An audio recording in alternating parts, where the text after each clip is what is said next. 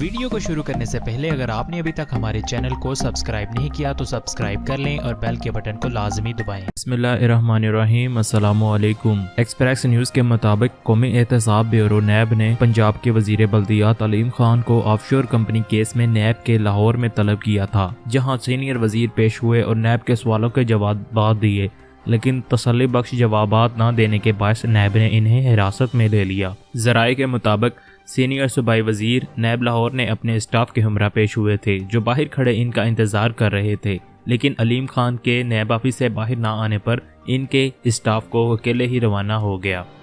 ज़राए का कहना है कि सूबाई वजीर बल्दियात अलीम खान ने दौरान हिरासत ही अपने ओहदे से इस्तीफ़ा दे दिया और इन्हें अपना इस्तीफ़ा वज़ीर आला पंजाब उस्मान बुज़दार को भिजवा दिया। वाज़ेह रहे कि नैब लाहौर सीनियर सूबाई वज़ीर अलीम खान के खिलाफ ऑफशोर कंपनियों और आमदन से ज़ायद असासा जात बनाने के इल्ज़ाम में तहकीकात कर रही है और इससे पहले नैब लाहौर 3 बार पेश हो चुके हैं और आखिरी पेशी पर इन्हें एक सवालनामा दिया गया था।